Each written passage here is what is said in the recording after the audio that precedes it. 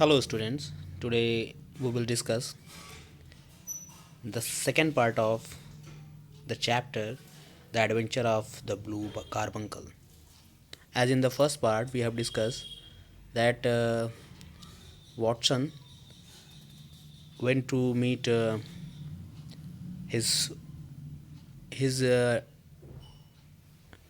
friend. That's name is Sherlock Holmes. Okay, who is a detective, and he was just thinking about a case that came before him.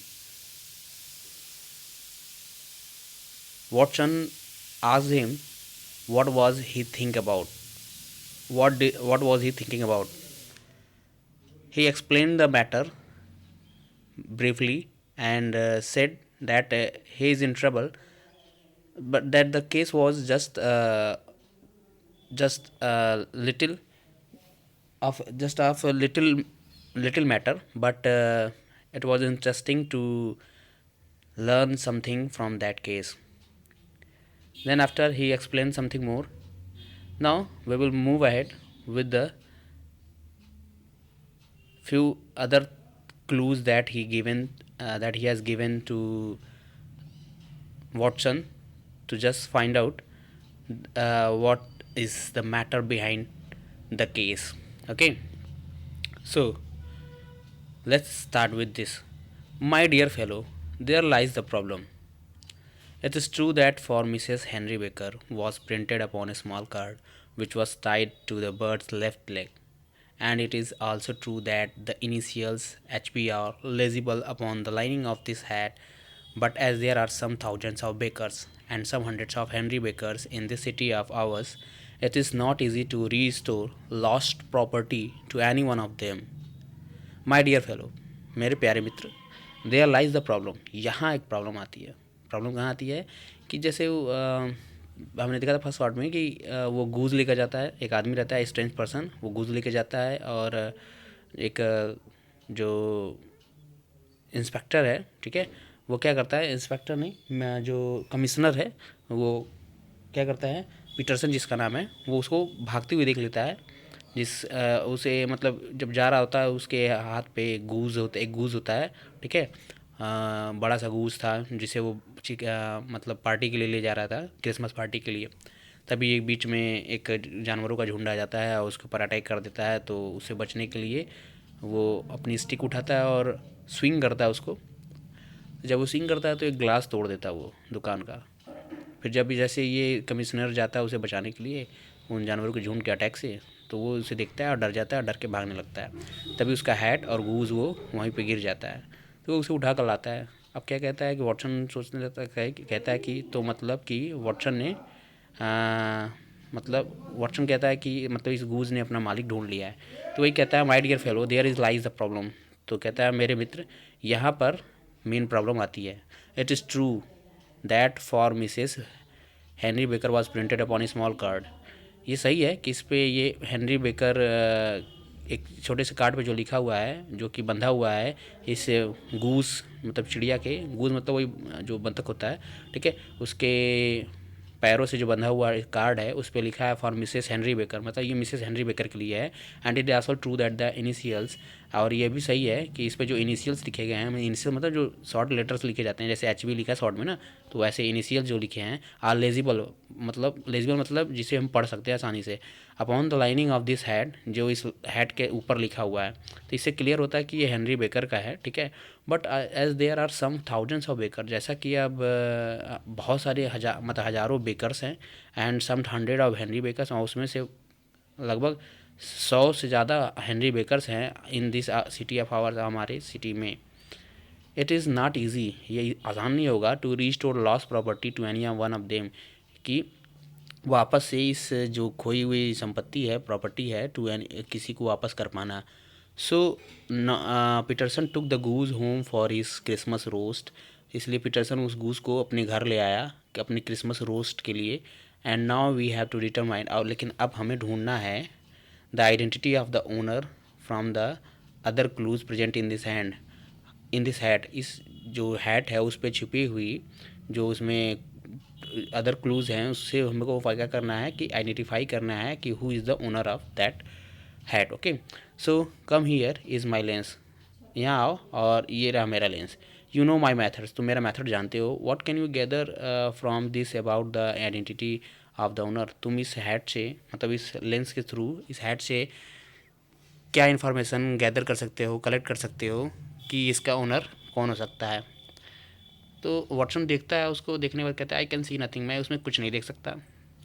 On the contrary, इसके मतलब opposite side में अगर देखा, on the contrary opposite में कहता है Watson, मतलब Holmes कहते हैं कि ऑन द कंट्ररी इसके अपोजिट में देखो Watson, you can see everything, तुम सब कुछ देख सकते हो. मतलब तुम कह रहे हो तुम नहीं देख सकते लेकिन तुम सब कुछ देख सकते हो. यू फेल, तुम फेल हो जाते हो. हावेवर, जो कुछ भी रीज़न हो, to reason from what you see, मतलब जो कुछ तुम देखते हो उसके वजह से तुम फेल हो जा रहे हो, मतलब तुम उसके पीछे की चीज़ें नहीं देख रहे हो. लेकिन अभी मैं तुमको दिखाता हूँ. तो ये कहता है then pray tell me what it is that you can infer from this hat. तो कहता है मैं तुमसे प्रार्थना करता हूँ कि ज़रा बताओ मुझे कि तुम क्या इससे साबित कर सकते हो, क्या अनुमान लगा सकते हो इस हैट से कि इस हैट के पीछे, इस हैट में क्या राज छिपा है. It is a large hat, ये बड़ा हैट है. And it must have belong to someone with the biggest skull, और ये ज़रूर किसी एक ऐसे इंसान से बिलोंग होना करना चाहिए जिसका सर बहुत बड़ा हो, थोड़ा इसके इसका जो जिसकी खोपड़ी थोड़ी बड़ी हो. Typically sign of an intellectual, जो कि एक बुद्धिमान व्यक्ति की जो है साइन है कि जिसकी बुद्धिमान, जिसे कहते हैं लोग कि बुद्धिमान व्यक्ति का सर बड़ा होता है. ठीक है, तो वैसे ही एक उस बुद्धिमान व्यक्ति का साइन है ये, जो कि he used to be quite well to do, और but has now fallen on hard times. He used to be quite well to do, मतलब वो कभी समृद्ध हुआ करता था. क्वाइट वेल टू डू मतलब कभी समृद्ध हुआ करता था, मतलब धनी व्यक्ति था वो, उसके पास अच्छा खासा पैसा था, रेंज अच्छा, मतलब एक स्टाइलिश लाइफ जीता था. ठीक है, तो but has now fallen on hard times, लेकिन अब वो मतलब उसके अपने बुरे समय में चल रहा है. This hat is 3 years old, यह जो हैट है वो 3 साल पुराना है. It is a hat off the very best quality, यह एक बहुत अच्छे क्वालिटी का हैट है. Look at the band of the ribbed silk, इसके जो बैंड हैं, पट्टियाँ हैं, जो कि मतलब धब्बेदार जो पट्टियाँ हैं, धब्बेदार मतलब जिस पे डॉट डॉट बने रहते हैं, जो सिल्क की पट्टी है. एंड द एक्सीलेंट लाइनिंग, जिस पे एक्सीलेंट लाइनिंग है, उसको ध्यान से देखो. If this man could afford two by so expensive hat 3 years ago, यदि एक आदमी यदि यह आदमी 3 साल पहले क्या कर सकता है, अफोर्ड कर सकता है, टू बाई खरीदने के लिए, such type of expensive hat, इस टाइप की एक्सपेंसिव हैट को 3 साल पहले खरीदने के लिए अफोर्ड कर सकता है. And has had no hat since, और उसके बाद उसने कोई टोपी नहीं खरीदी, हैट नहीं खरीदा. Then he has surely loss his fortune, तो शायद उसने अपना भाग्य खो दिया है, मतलब शायद वो अब दुर्भाग्य हो चुका है. Watson is amazed by Holmes analytical skills. Watson जो है एकदम चकित हो गया होम्स के जो एनालिटिकल स्किल्स थी, मतलब जो विवेचनात्मक स्किल्स थी, जैसे वो चीज़ें देख रहा था, ऑब्जर्व कर रहा था, उसकी इस ऑब्जर्वेशन से होम्स जो क्या था, अमेज्ड हो चुका था. Holmes goes on explaining, Holmes जो है एक्सप्लेन करना जारी रखा. कहा कि look at the tallow stains, उस टालो स्टेन्स पे देखो. टालो स्टेन मतलब जो जानवर के जानवर के चमड़े से जो बनता है साबुन वगैरह, जो ऑयल से उससे ऑयल निकलती है, उसके जो साबुन वगैरह या मोम वगैरह जो बनता है, उसके जो धब्बा है, स्टेन मतलब धब्बा है, दाग है, उस पर ध्यान से देखो. दे so that he no longer has gas light at home. वो शो करता है कि मतलब उसने जो मोमबत्ती बनाई थी उसकी वजह से उस पर धब्बा लगा हुआ था. तो वो कहता है कि ये शो करता है कि उसके घर पे कई मतलब लंबे समय से गैस लाइट नहीं जल रही थी, इस वजह से तो वो मोम यूज़ कर रहा था. It proves my point that he was well of but has little money now. ये प्रूफ करता है कि वह पहले बहुत ज़्यादा धनी हुआ करता था, बट अब उसके पास बिल्कुल पैसा नहीं है. वेल ऑफ मतलब धनी होना, ठीक है, समृद्ध होना. He has use the ink to cover the damage. उसने मतलब डैमेज को कवर करने के लिए इंक का यूज़ किया था, मतलब वो जो स्टेन्स थे उसको ढकने के लिए इंक का यूज़ किया. So we must conclude that he might have lost his wealth but not his self respect. तो इससे हमें अंदाज़ा लगा सकते हैं कि उसके पास उसने अपना पैसा तो खो दिया लेकिन अपना सेल्फ रिस्पेक्ट नहीं खोया. Yet the hat securer is broken, लेकिन जो इसका हैट का सिक्योरर था वो टूट चुका है. इट मस्ट इंडिकेट, यह इंडिकेट करता है that while he does have some self respect left, while जबकि उसके पास थोड़ी सी रिस्पेक्ट बच गई थी, he definitely has become too careless, लेकिन वो बहुत ज़्यादा संवेदनहीन हो चुका था टू ब्रदर, अपने भाइयों के लिए, अबाउट हिज अपकीप, इसके देखभाल के लिए, उसके देखभाल के लिए उसके भाइयों पर डिपेंड अब नहीं रहने लगा था। The lens disclose a large number of hair ends, lens disclose, अब ये लेंस जो है डिस्क्लोज कर रहे हैं, एक्सपोज कर रहे हैं, large number of hairs ends, छोटे छोटे बालों के टुकड़ों को, clean cut by the scissors of the barber, जो कि बार्बर के सीजर से कटे हुए हैं, उसमें चिपके हुए हैं, उसको डिस्क्लोज कर रहा है। They all appear to be adhesive, जो सब दिख रहे हैं चिपके हुए से, and there is a distinct order of lime cream, और एक लाइम क्रीम की जो महक है, खुशबू है, वो इसमें से अलग टाइप की वो मिल रही है। This dust you will observe, और ये जो धूल तुम ऑब्जर्व कर सकोगे, इज़ नॉट द ग्रिटी, ये कंकड़ी नहीं है, मतलब इसमें छोटे छोटे मतलब सड़क वाले कंकड़ टाइप वाले नहीं है।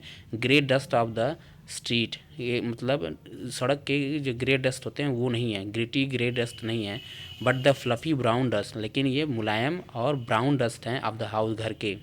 सो व्हाट डू वी कंक्लूड, तो इससे तुम क्या अंदाज़ा लगा सकते हो, क्या मतलब रिजल्ट निकाल सकते हो? Well he must be a middle aged man,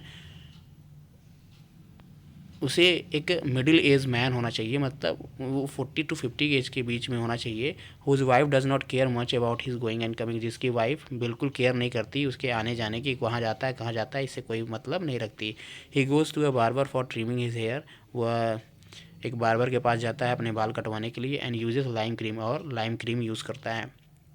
look at the marks of the moisture in the inside, अब जो मॉइस्चर्स के जो मार्क्स हैं टोपी के अंदर, उसके हैट के अंदर, उसको ध्यान से देखो। ही surely was not use too much walking, वो जाहिर है कि वो ज़्यादा मतलब चलता उलता नहीं है, मतलब वो घर में ज़्यादा रहता है और चलने वलने के आदि नहीं है, मतलब वो ज़्यादा चलने फिरने के काम नहीं करता है।